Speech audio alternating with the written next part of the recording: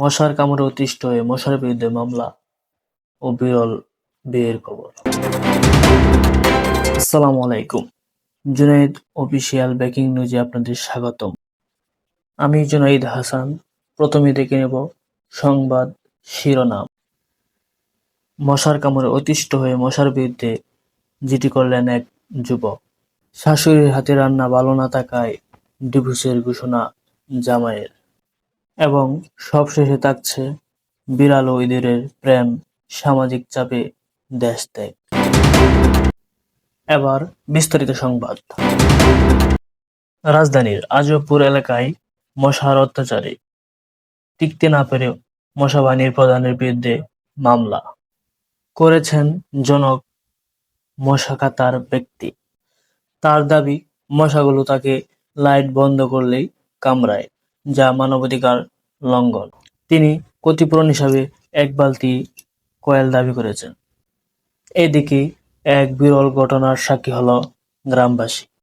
দীর্ঘ ৩ বছরের প্রেমের পর পালিয়ে বিয়ে করেছেন একটি বিড়াল ও একটি ইঁদুর। তবে বিড়াল সমাজের নেতারা বলেছেন, ইঁদুরটি দেখতে কালো হওয়ায় তারা এই বিয়ে মেনে নেবেন না। বর্তমানে নবদম্পতি কাঠের নিচে আত্মগোপনে আছে।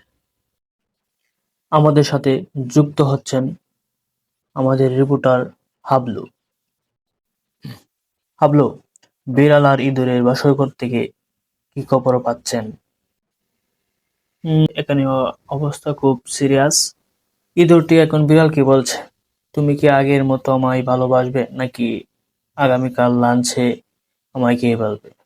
বিড়ালটি অবশ্যই লেজ নাড়াচ্ছে। ধন্যবাদ হাবলু। আজ রাতে বৃষ্টির বদলে আকাশ থেকে রসগোল্লা পড়ার সম্ভাবনা রয়েছে বলে জানিয়েছে আজগুবি আবহাওয়া অফিস। ছাতা না নিয়ে বরফ পাতিল নিয়ে বের হওয়ার পরামর্শ রইল। এই ছিল এখনকার মতো আজগুবি নিউজ। পরবর্তী সংবাদ দেখতে চোখ রাখুন আমাদের ইউটিউব চ্যানেল জুনাইদ অফিসিয়াল। আজকের মতন বিদায়। আল্লাহ হাফেজ।